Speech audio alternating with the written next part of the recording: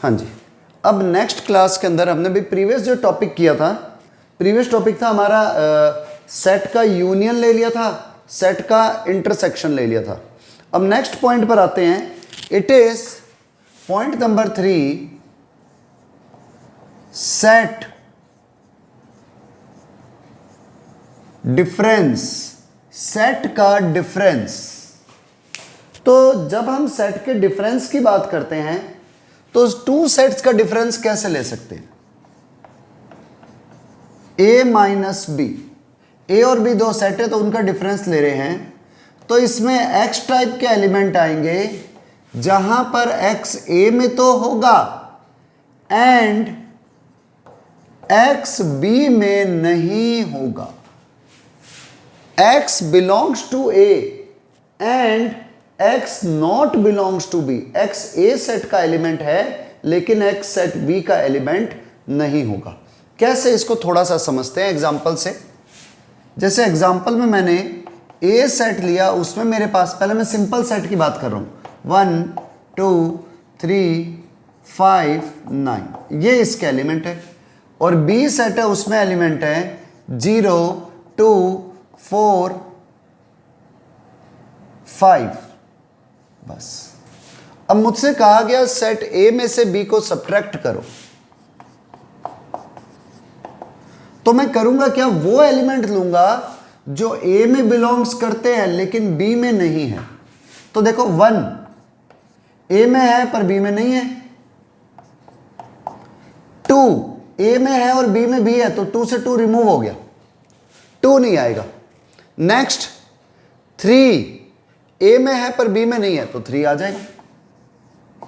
5 ए से बी के एलिमेंट को कैंसिल कर दो। 9 सिर्फ ए में है।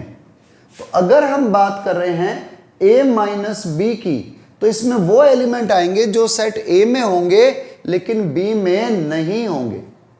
और अगर यही बात मैं सेट बी माइनस ए के लिए कर दूं तो बी सेट के एलिमेंट आएंगे जो ए में नहीं होंगे। अब देखो बी का कौन सा एलिमेंट है? 0 जैसे है, वो बी में है पर ए में नहीं है, तो बी माइनस ए करते कौन आया? 0। 2 बी में है और ए में भी है तो 2 नहीं आएगा। 4 बी में है पर ए में नहीं है तो 4 आ जाएगा। तो ए माइनस बी का सिंपल सा मीनिंग है कि वो एलिमेंट जो सेट ए में होंगे लेकिन सेट बी में नहीं होंगे। अब इसमें भी अलग अलग केसेस बन सकते हैं। देखो ये तो ऐसा केस था जब ए सेट और बी सेट के बीच में कुछ एलिमेंट कॉमन थे कि 2 से 2 हट गया, 5 से 5 रिमूव हो गया, तो हमारे पास में a माइनस बी करने पर सिर्फ a के एलिमेंट आ गए और b माइनस ए करने पर सिर्फ b के एलिमेंट आए। इससे एक रूल ये और समझ में आया। देखो a माइनस बी है 1 3 9, b माइनस ए है 0,4, तो a माइनस बी और b माइनस ए इक्वल नहीं है, अलग अलग है। इधर 0 4 है, इधर 1 3 9 है। तो a minus B and b minus A are not equal, दोनों के दोनों डिफरेंट है। ऐसे ही एक एग्जांपल और लेता हूं। इस बार a सेट के एलिमेंट हैं 2 4 8 10, b सेट के एलिमेंट है 1 3 6 9 15। अब मैंने सेट ए में से बी को सब्ट्रैक्ट किया, तो पहले मैं कॉमन एलिमेंट देखता हूं। कोई कॉमन एलिमेंट है क्या ए और बी में? नहीं है। ए के सारे एलिमेंट बी के सारे एलिमेंट से डिफरेंट है। तो अगर आप ए माइनस बी करते हो तो पूरा का पूरा सेट ए आ जाएगा, क्योंकि सेट ए के वो एलिमेंट आने थे जो बी में नहीं हो। तो ये सारे एलिमेंट ही ऐसे जो बी में नहीं है। तो A minus B is equal to 2 4 8 10। ऐसे ही b माइनस ए की बात करो तो b के वो एलिमेंट जो a में नहीं है कौन से है? 1 3 6 9 15। तो a माइनस बी और b माइनस ए दोनों आ गए मेरे पास में। देखो यहां a माइनस बी आया पूरा का पूरा सेट a, और यहां b माइनस ए आया पूरा सेट b। तो बेसिक इतना सा रूल है, a माइनस बी का मतलब होता है वो एलिमेंट जो सिर्फ a में हो, b में नहीं हो, और b माइनस a का मतलब होता है वो एलिमेंट जो सिर्फ b में हो लेकिन a सेट में नहीं हो। ठीक है, आप इसे नोट कर लो। नेक्स्ट एग्जांपल हम एक और देते हैं। इस बार a सेट के एलिमेंट हैं 1, 3, 5, 7, 9 और b सेट के एलिमेंट हैं 3 और 5। चलो इसमें एक और डाल देता हूं 9। तो अगर आप ध्यान दो b सेट के सारे एलिमेंट a के अंदर ही है, b सेट के सारे एलिमेंट सेट a के एलिमेंट है। तो जब आप a माइनस बी करोगे तो सबसे पहले कॉमन एलिमेंट देख लो, 3, 5, 9 सारे एलिमेंट कॉमन है, तो ओनली a के एलिमेंट आएंगे। तो कौन से ओनली a में? 1 और 7। और जैसे ही आपने b माइनस a किया तो पूरा 3, 5, 9 ही कैंसिल हो गया। तो सेट क्या बचा?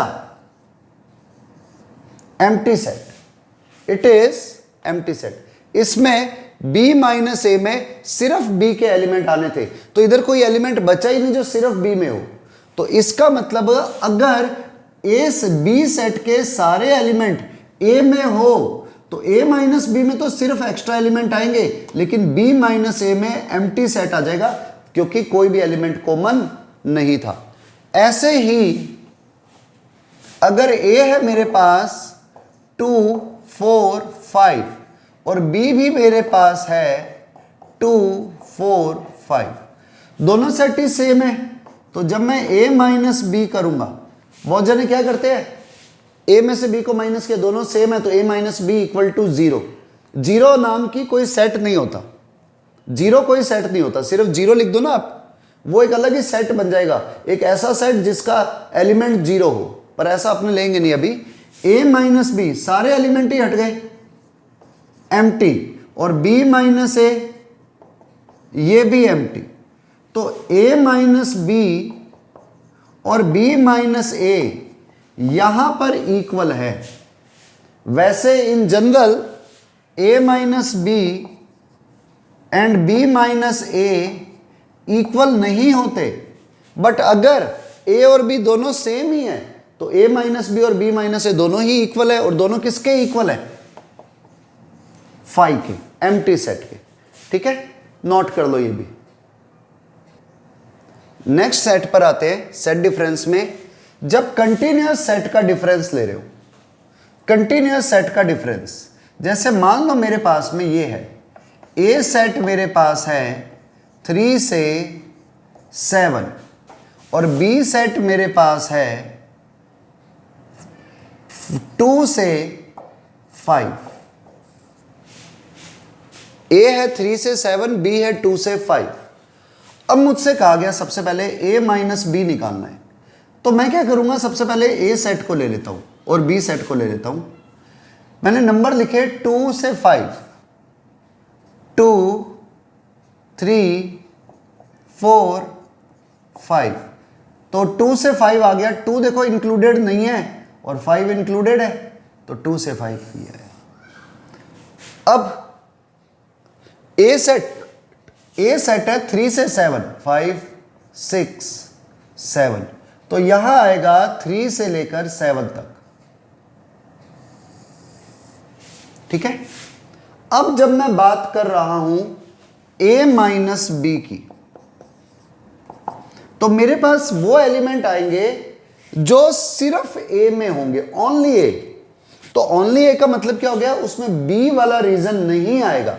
तो आपको क्या करना है, देखो b का रीजन ये रहा पूरा, सॉरी b का रीजन ये रहा, a का रीजन ये रहा, तो इन दोनों में कॉमन रीजन पहले देख लो, जो इंटरसेक्शन हम देखते थे ना वो देख लो। अब जो बचा हुआ है वो a के अंदर इंक्लूड कर दो। तो बचा हुआ कौन सा है, यहां से लेकर यहां तक, मींस 5 से लेकर 7 तक। और देखो इसके अंदर 5 था, तो जब आप सब्ट्रैक्ट करोगे तो 5 हट जाएगा। तो आपके पास में 5 को आप इंक्लूड नहीं करोगे क्योंकि यहां पर बी सेट में 5 इंक्लूडेड है, तो जब आप सब्ट्रैक्ट करोगे तो 5 तो रिमूव हो गया। तो सिर्फ ये वाला रीजन आएगा 5 से 7 जिसमें 5 इंक्लूडेड नहीं होगा। और देखो इधर 7 भी इंक्लूडेड नहीं था, तो मैंने 7 की तरफ भी ओपन इंटरवल लगा दिया, 5 से 7। अगर यही बात मैं b माइनस ए के लिए करता हूं, तो देखो b माइनस ए में से b का वो रीजन आएगा जो a में नहीं है। तो ये देखो, ये तो कॉमन रीजन है, इसको तो हटाना है, तो ये वाला रीजन आएगा, ये सिर्फ b में है। तो यहां से लेकर यहां तक, किधर 2 से लेकर 3 तक। अब इसमें भी एक खास बात, मैं जब सब्ट्रैक्ट कर रहा हूं तो इसमें 3 था ही नहीं, क्योंकि 3 की तरफ मैंने सिंपल ब्रैकेट लिया हुआ है। तो इसलिए मैं जब यहां तक का पूरा रीजन ले रहा हूं तो मैं 3 को भी इंक्लूड कर दूंगा। तो b माइनस ए में 2 से लेकर 3 तक का पूरा रीजन आएगा जिसमें 3 भी इंक्लूडेड है, और a माइनस b में 5 से लेकर 7 तक का रीजन आएगा जिसमें 5 इंक्लूडेड नहीं होगा। आप नोट करो इसे। इसकी थोड़ी सी प्रैक्टिस करने के लिए कुछ एग्जांपल्स और लेते हैं। जैसे हमारे पास में इस बार a है -2 से 6 क्लोज, और b है मेरे पास 3 से 4। अब मुझे a माइनस बी निकालना है और b माइनस ए दोनों चेक करने हैं। तो मैं सबसे पहले a से b a ले लेता हूं पूरा, एक सिंगल नंबर लाइन ली, -2 से 6 तक जाना है, -2 -1 0 1 2 3 4 5 6। -2 और 6 क्लोज है, तो -2 भी शामिल हो चुका है और 6 भी इंक्लूडेड हो जाएगा। तो -2 से 6। And second one is 3 to 4। तो ये आपको कैसा लेना है, दोनों ही इंक्लूडेड नहीं है 3 से 4 में। ये रीजन सिर्फ इतना सा आया, तो कॉमन रीजन ये पूरा है। अगर मैं बात करूं ना a इंटरसेक्शन b की,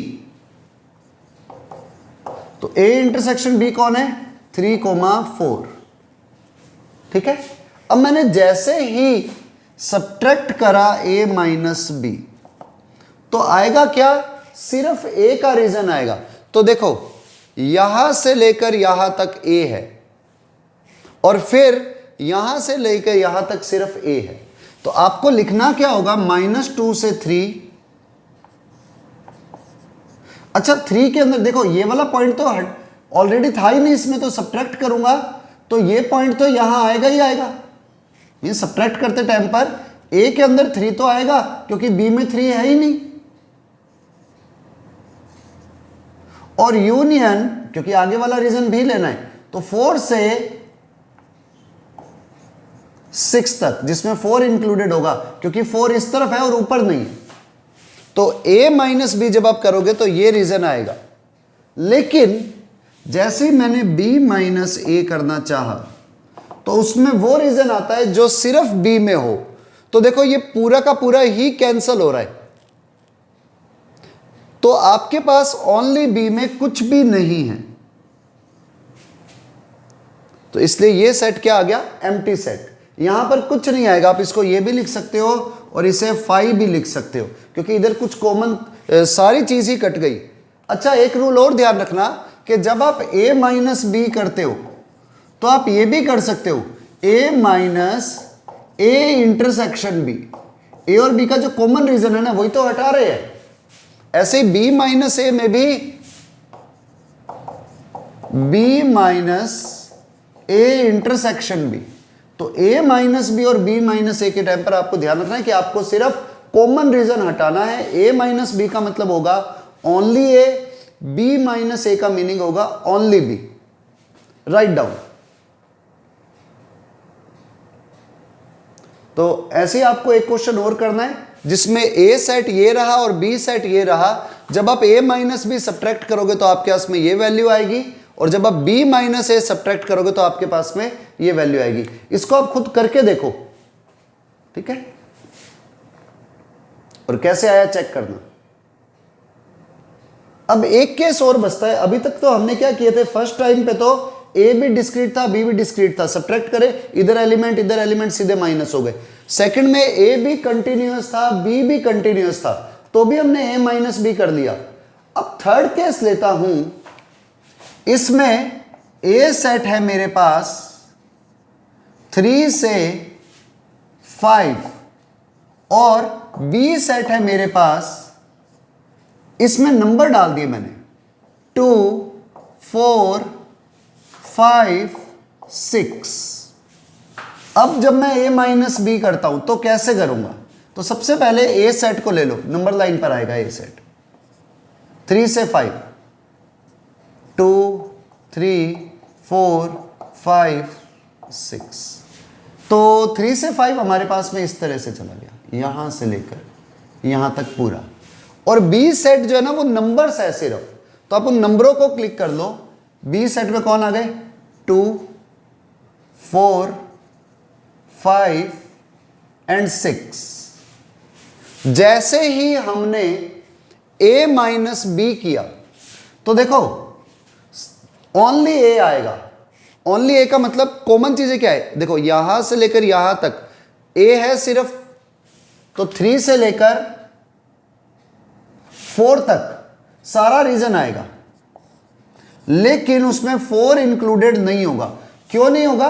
क्योंकि 4 जब आपने सब्ट्रैक्ट करा तो ये वाला 4 इस 4 से कैंसिल हो जाएगा, क्योंकि इसमें 4 था।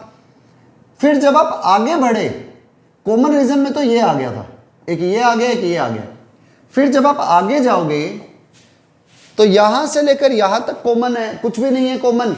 और फिर ये वाला सिर्फ ये 2 पॉइंट कॉमन थे, तो ये दोनों पॉइंट हटा दो, तो मैं 4 और 5 को हटा दूंगा, तो मींस बीच वाला रीजन आएगा यूनियन 4 से 5, जिसमें ये दोनों पॉइंट भी हट गए।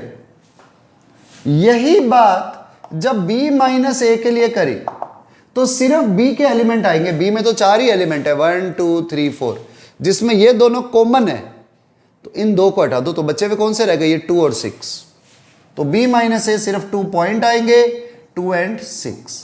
तो देखो आपको बेसिक पहचान ये करनी है a माइनस बी और b माइनस ए होता क्या है। a माइनस बी का मतलब है पूरे सेट a में से b को रिमूव कर दो, और b माइनस ए पूरे सेट b में से a को रिमूव कर दो। ये हमारे पास में a minus B and b minus A है, बस इतना ध्यान रखना है। अब हम कुछ एकदम बेसिक से पॉइंट्स पर आते हैं जिनकी हमें सबसे ज्यादा इस चैप्टर के अंदर, मतलब बेसिक टॉपिक के अंदर जरूरत पड़ती है। ठीक है, तो बहुत सिंपल से पॉइंट्स है, आपको वो समझ में आने चाहिए। जैसे कहीं पर भी ये सिंबल लगा हुआ हो, फर्स्ट पॉइंट की बात कर रहा हूं, नोट में कहीं पर भी ये सिंबल लगा हुआ हो तो इसका मतलब होता है इंप्लाइज। अब ये इंप्लाइज आता कहां पर है? हम किस जगह पर इंप्लाइज लगाते हैं कि अगर कभी भी आपके पास इक्वेशन के अंदर बीच में कहीं पर भी इक्वल टू के साइन चल रहे हो और हम उन्हीं इक्वेशनों को कंटिन्यूस सॉल्व करते चले, तो हम पहले इंप्लाइज लगाते हुए चलेंगे। कैसे? जैसे कभी आ जाए 4x plus 3 equal to 11x minus 9। अब आप क्या कर रहे हो? x को इधर लेकर के गए तो आपने क्या किया? 4x माइनस 11x, और 3 को इधर लेकर के गए तो माइनस 3 माइनस 9। तो अब यहां पर इंप्लाइज आ जाएगा, क्योंकि हम इस इक्वेशन को सॉल्व कर रहे हैं और इक्वल टू का साइन ऑलरेडी बीच में है। ये नहीं है कि आप यहां पर इक्वल लगा दो। इक्वल टू का साइन जब भाई कंटिन्यूटी में सॉल्व करते हैं तब आता है, लेकिन वहां पर बीच में इक्वल नहीं होता, तो यहां पर इंप्लाइज आएगा। अब आपने क्या किया? 4x minus 11x minus 7x minus 3 minus 9 कितने हो गए? माइनस 12। तो यहां पर भी इंप्लाइज आएगा क्योंकि अभी बीच में इक्वल टू का साइन है। अब आपने जैसे ही x की वैल्यू निकाली, इट विल बी 12/7, तो यहां पर भी इंप्लाइज का साइन आएगा। तो पहली चीज ये ध्यान रखना है, इंप्लाइज का साइन आता किन जगहों पर है। बेसिक कंसेप्ट के अंदर इंप्लाइज के साइन की बहुत वैल्यू है। नेक्स्ट एक और सिंबल होता है number 2, for all.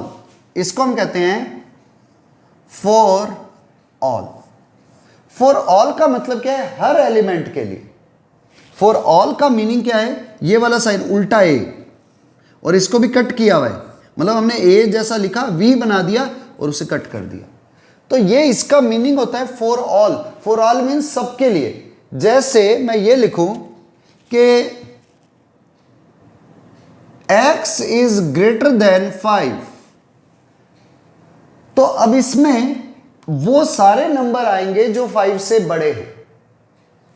And x belongs to real number, तो यहां पर for all x belongs to real number, वो सारे रियल नंबर जो 5 से ग्रेटर है। अब 5 से ग्रेटर जितने भी रियल नंबर है, रियल नंबर की बात हो रही है, इसमें पॉइंट्स वाले भी आ जाएंगे और सारे नंबर आ जाएंगे जो हम नंबर लाइन पर लेते हैं वो सब। तो फॉर ऑल इसके लिए सिंबल यूज लेते हैं। ऐसे ही एक और सिंबल आता है, ये उल्टा ई होता है, लाइक दैट। इसका मतलब होता है there exist. There exist, there exist का मीनिंग क्या है कि अगर मैं यूं कहूं कि भाई हमारे घर में इतने सारे लोग हैं लेकिन किसी ने भी मतलब जनरल वे में किसी ने भी मैथ्स नहीं ली हुई, but there exist one person, there exist एक जना ऐसा है, there exist one person who taken maths. तो उस पूरे सेट के अंदर से आपने किसी की एग्जिस्टेंस को बताया कि भैया ये ऐसा पर्सन है जिसने मैथ्स ली हुई है। जैसे आपकी फैमिली में कोई सिंगर नहीं हो लेकिन एक या दो सिंगर हो, there exist at least 2 elements who are singer. तो देयर एग्जिस्ट का मतलब है उनमें एग्जिस्ट कर रहा है कुछ ना कुछ खास प्रॉपर्टीज लेकर के। ये तो है फॉर ऑल और वो है देयर एग्जिस्ट। ये बेसिक सिंबल है जो बहुत काम आते हैं। उसके अलावा फोर्थ पॉइंट, इनको भी हमेशा ध्यान रखना। ये symbol, this one and this one, ये तो है greater than. A is greater than B, तो इसमें हमेशा जब कभी भी आप लिखोगे ना A is greater than B, तो इसका एक ही मीनिंग है, ए की वैल्यू हमेशा बी से बड़ी होगी, इक्वल भी नहीं आ सकता। 4 is greater than 5, 9 is greater than 7, 8 is greater than -3, -1 is greater than -2, वो सारे इसमें आएंगे। इधर जब लिख रहा हूं a is greater than equal to b, तो a की वैल्यू b से बड़ी होगी और a की वैल्यू b के इक्वल भी हो सकती है। मींस अगर मैं इधर लिख रहा हूं ना 4 is greater than 2, यहां पर लिख रहा हूं 4 greater than equal to 2, तो सही है। 5 greater than equal to 2 तो भी सही है। 2 greater than equal to 2 तो भी सही होगा। मतलब इसमें तो था a greater than b, इसमें है a greater than equal to b। अगर यही बात यहां पर कर लूं a less than b, तो इसमें आएगा a की वैल्यू b से स्मॉल है, इक्वल हो, इसमें इक्वल नहीं हो सकती। a is less than b, जैसे 1 is less than 2, 1 is less than 3, 1 is less than 4, -5 is less than 7, इसमें इक्वल नहीं हो सकती। और यहां पर a is less than equal to b, तो a b से छोटा भी हो सकता है और a b के इक्वल भी हो सकता है। वही केस जैसे इसमें चल रहा था, a b से बड़ा हो सकता है और इक्वल हो सकता है, इसमें a is less than equal to b, a b से स्मॉल भी हो सकता है और इक्वल भी हो सकता है। एक बार आप ये सारे पॉइंट्स लिख लो। Yes, point number 5, point number 5 है, एक चीज याद रखना, infinity does not exist in real life. Infinity नाम की कोई चीज दुनिया में नहीं है। इंफिनिटी बोल दो या माइनस इंफिनिटी बोल दो, ये दोनों ही मैथ्स के अंदर भी रियल में एग्जिस्ट नहीं करते। Infinity is not a number, इस चीज को पहले और समझना। इंफिनिटी कोई नंबर नहीं होता है। जैसे हम बोल दे 1 2 3 4 5 -1 -2 0 4.8 2.3 बार 22/7 पाई ई एटसेट्रा एटसेट्रा, ये सारे नंबर हैं, but infinity is not a number. आप इंफिनिटी को इस तरह से ट्रीट करोगे कि इंफिनिटी को एज ए हम डायरेक्शन की तरह ट्रीट कर रहे हैं, कि हम बोलते हैं ना माइनस इन्फिनिटी से प्लस इन्फिनिटी तक।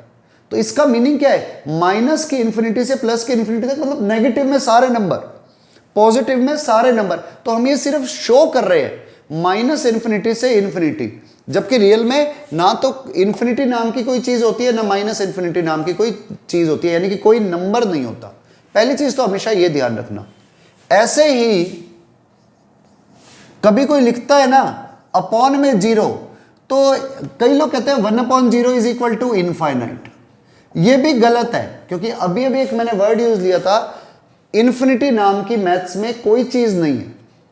तो अगर हम लिखते हैं ना 1/0 इक्वल टू इन्फिनिटी, ये भी रॉन्ग है। हमें क्या लिखना होगा हमेशा, 1/0 is equal to not define. ये डिफाइन ही नहीं है, ये चीज डिफाइन ही नहीं है। आप अपॉन में 0 लिख ही नहीं सकते मैथ्स में, तो ये लिखना ही गलत है। ठीक है, तो आप कभी भी अपॉन में 0 नहीं ले सकते किसी भी नंबर के, क्योंकि ये लिखना ही रॉन्ग है, नॉट डिफाइन है। हम इसको 1/0 को इनफाइनाइट बोल क्यों देते हैं ये समझा देता हूं, क्योंकि इन्फिनिटी भी डिफाइन ही नहीं है।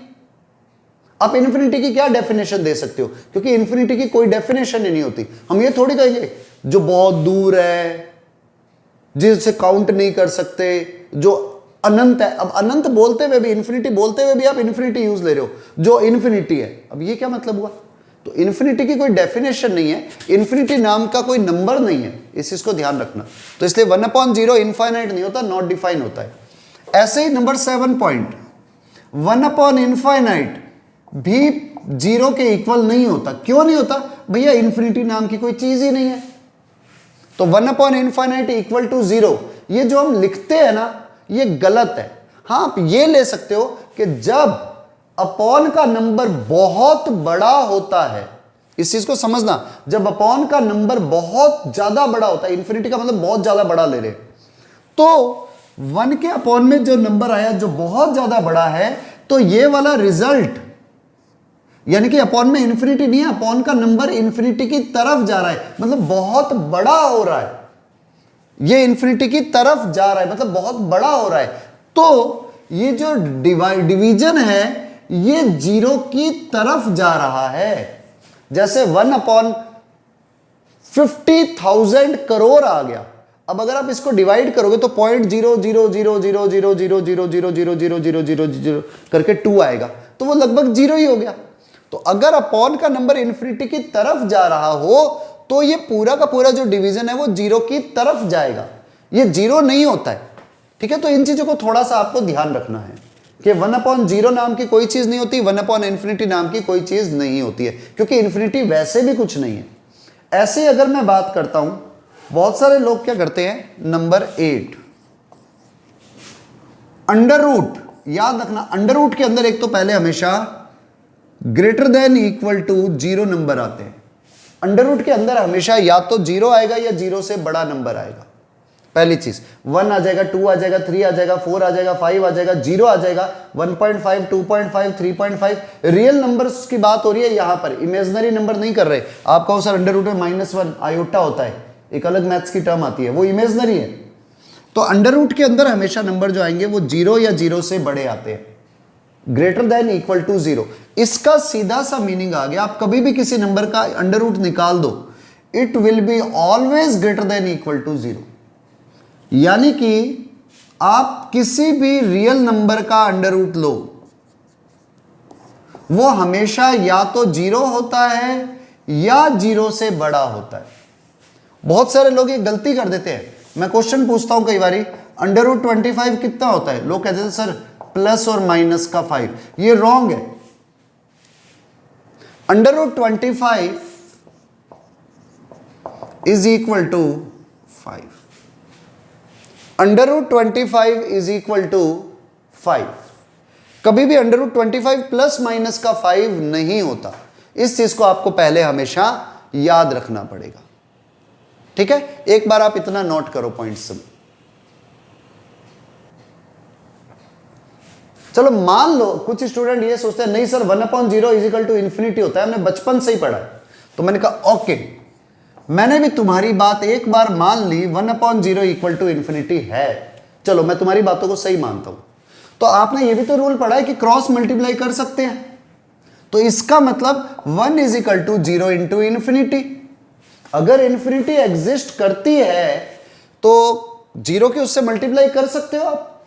पहली चीज तो अपॉन में 0 आता ही नहीं, हमने अगर लिख दिया और इन्फिनिटी के इक्वल लिख लिया तो 0 इंटू इन्फिनिट शुड बी 1। अब आप ये बताओ, 0 ऐसा नंबर होता है किसी से भी मल्टीप्लाई कर दो तो 0 ही देता है, तो यहां पर 0 इंटू इन्फिनिटी 1 कैसे हो सकता है? ये इसलिए नहीं हो सकता क्योंकि इन्फिनिटी नाम की कोई चीज नहीं होती और अपॉन में कभी भी 0 नहीं आता है। तो आपको पहले ये अपने माइंड में परमानेंटली सेट करना होगा, ठीक है।